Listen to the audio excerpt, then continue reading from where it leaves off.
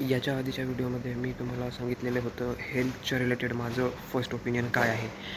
तर ह्या व्हिडिओमध्ये मी 5 मोस्ट व्हॅल्यू ॲडिशन पॉईंट्स तुमच्यासोबत शेअर करणार आहे, जेणेकरून तुम्हाला असं कळेल की व्हाय, तुम्हाला ह्या प्रश्नाचं उत्तर मिळेल की why health is that much important and why we should give the most or our first priority to our health. तर मी बेसिकली माझ्या लाईफमध्ये झालेल्या स्टोरीज सांगणार आहे. त्या स्टोरीजमधनं तुम्ही इन्स्पिरेशन घेऊन तुमच्यामध्ये व्हॅल्यू ॲडिशन करू शकता. तर मी यासाठी ChatGPTची हेल्प घेतलेली आहे for getting the most valuable point, जेणेकरून तुमच्या लाईफमध्ये जास्तीत जास्त व्हॅल्यू ॲड व्हावं. तर चला दुसऱ्या स्क्रीनवरती चालूया. ओके, सो हा आहे माझ्या ChatGPTवरती दिलेला प्रॉम्प्ट. यावाईज मी पूर्ण इन डिटेल्ड एक स्ट्रक्चर तयार केलेलं आहे, ज्यामध्ये मी एकदम स्ट्रक्चर वाईज तुम्हाला एक्सप्लेन करणार आहे की why health is important. So the point number 1 असा आहे की इन्हान्स्ड ॲकॅडमिक परफॉर्मन्स.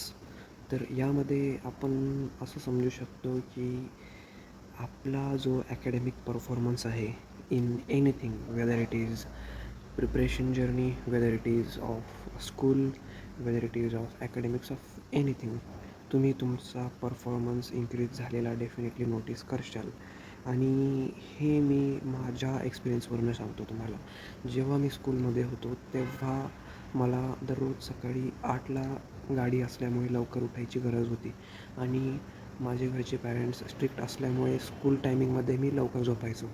तर या गोष्टीमुळे जी माझी स्लीप शेड्यूल आहे ते एकदम रुटीन राहायचं, एकदम डिसिप्लिन राहायचं.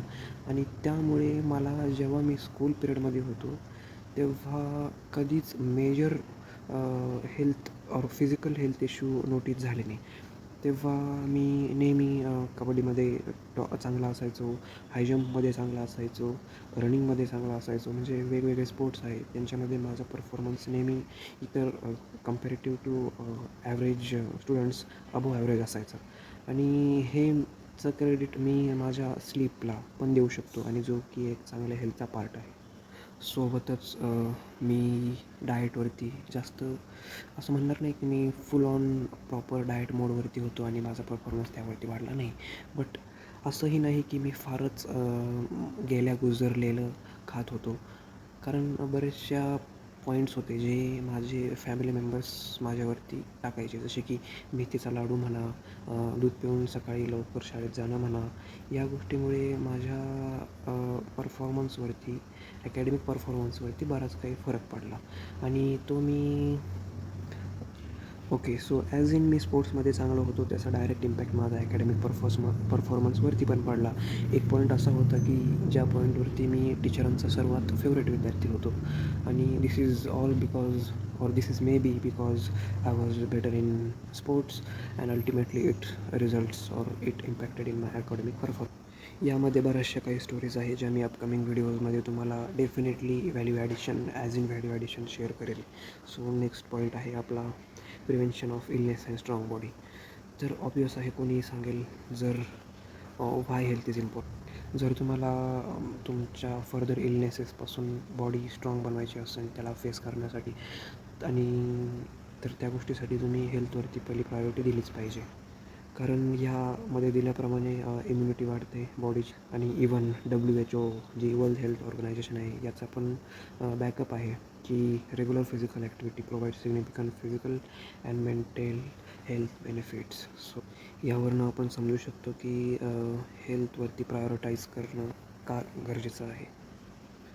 तर माझ्या स्कूल पिरियडमध्ये मी असं डेफिनेटली नाही म्हणू शकत की I was always on my academic top excellence, because बरेचसे असे स्टँडर्ड्स आले, जसे की कोरोना पिरियड म्हणा किंवा अर्ली कोरोना पिरियड म्हणा, ज्यामध्ये मी माझ्या बॉडीवरती किंवा हेल्थवरती सिग्निफिकंट बॅड इम्पॅक्ट्स बघितलेले आहे. आणि त्यामुळे मला असं समजलं की किंवा तो पॉईंट पण या पॉईंटला अटॅच होऊ शकतो. तो माझ्या लाईफमधला एक्सपिरियन्ससुद्धा या पॉईंटवरती अटॅच होऊ शकतो की why health is so important. म्हणजे प्रिव्हेन्शन जर करायचं असेल आपल्याला इलनेसवरती, जसं की मी चक्कर येऊन पडायचो ॲसेंब्लीमध्ये, जे की माझ्या क्लासमधल्या क्वचितच मुलांना व्हायचं. तर ते अशा काही ज्या छोट्या मोठ्या गोष्टी आहेत त्या होऊ नये म्हणून तुम्ही हेल्थ प्रायोरिटाईज करणं आणि फर्दर प्रिव्हेन्शन करणं इलनेसेसपासनं. Mental health and third point आहे mental health and emotional wellbeing. यामध्ये आपली मेंटल हेल्थ चांगली असते. मेंटल हेल्थ अल्टिमेटली तुमच्या हॅपी लाईफसाठी एक मेजर वाटा निभावते, एक मेजर रोल निभावते. कारण अल्टिमेटली तुमचं जे माइंड आहे तेच सर्व तुमच्या फिजिकल हेल्थ असो किंवा सर्व फिजिकल गोष्टींना एक 90% इम्पॅक्ट पार पाडतं. कारण आता सध्या मी हॉस्पिटलमध्ये आहे, as you can may notice. आणि माझी आजी आहे जी बेडवरती आहे. पण तिच्यावरती बऱ्याच जणांचं असं म्हणणं आहे तिच्या हेल्थवरती की तिला पॅरालिसिसचा झटका गेलेला आहे. आणि बऱ्याच जणांचं असं म्हणणं आहे की पॅरालिसिसचे जे पेशंट आहे त्यांचं जे रिकव्हरी आहे त्यांच्या वेलबिंगवरनं होतं, त्यांच्या विल पॉवरवरनं होतं. तर विल पॉवर ही स्ट्रॉंग असणं हा एक चांगल्या हेल्दी माणसाचाच संकेत आहे. So moving on to next topic is better quality of life and happiness. Obviously point number 4 आहे better quality of life and happiness. आता ह्या पॉईंटवरनं मला रिसेंटली किंवा जर डायरेक्ट स्पॉन्टेनियस एखादा एक्सपिरियन्स किंवा एक स्टोरी माझ्या किंवा एक विटनेस जो आठवतो तो आहे माइंड विथ मसल ह्या यूट्यूब चॅनलचा. तर हा जो चॅनल आहे तो एक 40+ इयरवाल्या पर्सन थ्रू रन होतो. तर तुम्ही तो चॅनल जर क्विकली ओव्हरलुक केला तर बघू शकता की इवन इन 40s तुम्ही बेटर लाईफ एक्सपिरियन्स करू शकता जर तुमची हेल्थ गुड असेल. आणि जे टॉपचे एक्झाम्पल्स आहे जे सर्वांनाच माहीत आहे, शाहरुख खान म्हणा, जर बॉलिवूडमध्ये जायचं असेल तर ऋतिक रोशन म्हणा किंवा बरेचसे सेलिब्रिटीज आहे जे हेल्थला प्रायोरिटाईज करून त्यांच्या लेट लाईफमध्ये सुद्धा एक हॅप्पी लाईफ जगत आहे. So you can understand by it. आणि याच्याच ऑपोजिट जे हेल्थला प्रायोरिटाईज करते नाही तेच ते 40 सोडा 30च्या वयामध्येच त्यांना बरेचसे हेल्थ कन्सर्न्स आढळतात. आता आमच्या रिलेटिव्समध्ये एक आहे ज्यांना हेल्थ कन्सर्न आहे, म्हणजे पाईल्स आहे, बरेचसे कन्सर्न आहे, नजरेमध्ये फरक आहे, इवन त्यांच्या जेनेटिक्समध्ये नजरेचं काहीही आढळलेलं नसून सुद्धा त्यांना नजरेचा प्रॉब्लेम आहे. म्हणजे अजून दुसरं म्हणजे केस हेअर्स आहे, हेअर क्वालिटी. आता बऱ्याच जणांचे जे हेअर्स आहेत जे कमी वयामध्ये सफेद होणं आपल्याला एक कॉमन गोष्ट आढळते.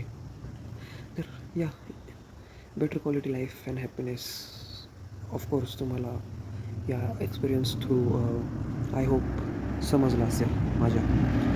पॉईंट नंबर 5 आहे productivity habit and future success. Of course आता चॅट टॅग म्हणून चॅनल आहे तो असा म्हणजे माझं इन्स्पिरेशन आहे, माझं खूप मोठं इन्स्पिरेशन आहे चॅट टॅगमधील आयुष ब्रदर. तर त्याच्या थ्रू मला एक समजतं आहे की त्यांनी हेल्थ प्रॉपर ठेवल्यामुळे त्याच्या प्रोडक्टिव्हिटीवरती आपण डायरेक्टली डिफरन्स नोटीस करू शकतो. म्हणजे तो जेवढा कन्सिस्टंट आहे त्याच्या कॉन्टेंटच्या रिलेटेड तेवढं मी ह्या पॉईंटला नाही राहू शकत. But I am still learning and you guys तुम्ही पण लर्न करू शकता प्रोडक्टिव्ह राहण्याचं. आणि हॅबिट्स पण अशा गोष्टी आहे ज्या मी अजूनपर्यंत त्याच्यावरती विजय मिळवायचा प्रयत्न नाही केलेला, म्हणजे विजय नाही मिळवला, बट मी प्रयत्नामध्ये आहे. So you guys can be also on my path. आणि फ्युचर सक्सेस या चॅट टॅगचंच तुम्हाला उदाहरण दिलं की जुन्या म्हणजे जेव्हा स्टार्टिंग फेज होता त्यावेळेस त्यांनी हेल्थला प्रायोरिटाईज केलं. हेल्थला प्रायोरिटाईज केल्यानंतर त्याचा अल्टिमेटली गुड इफेक्ट त्याच्या प्रोडक्टिव्हिटीवरती झाला, हॅबिट्सवरती झाला. आणि अल्टिमेटली आता तो चॅट टॅग नावाचा chat tag channel 5 lakh subscribers hold करतो आहे. तर I mean 0.5 million subscribers hold करतो आहे. सो या दिस इज लाईव्ह एक्झाम्पल्स. आणि ओव्हरऑल जास्त मी आता हे नाही करू शकत, एक्सटेंड नाही करू शकत या व्हिडिओला. बट ह्या व्हिडिओमध्ये तुम्हाला एक बेसिक जनरल आयडिया दिलेली आहे की व्हाय हेल्थ इज इम्पॉर्टंट. याच्यामागे मी बोललो माझं रॉ ओपिनियन हेल्थबद्दल. ह्या व्हिडिओमध्ये मी सांगितलेलं आहे 5 टिप्स, किंवा 5 टिप्स नाही तर 5 पॉईंट्स, आणि त्या 5 पॉईंटच्या रिलेटेड माझ्या लाईफमधले एक्सपिरियन्स तुम्हाला शेअर केलेले आहे, जेणेकरून तुम्हाला आयडिया येऊन जाईल की why health is so important. या भेटूया नेक्स्टच्या व्हिडिओमध्ये. सो ॲज ऑफ नाव, जर चॅनलला सबस्क्राईब केलं नसेल तर डू सबस्क्राईब, कारण मी अशीच regular value providing content create करत राहील, तुमच्या लाईफमधील चेंजचा एक पार्ट बनायचा मी प्रयत्न करत राहील. सो या, बाय बाय गाईज, बाय.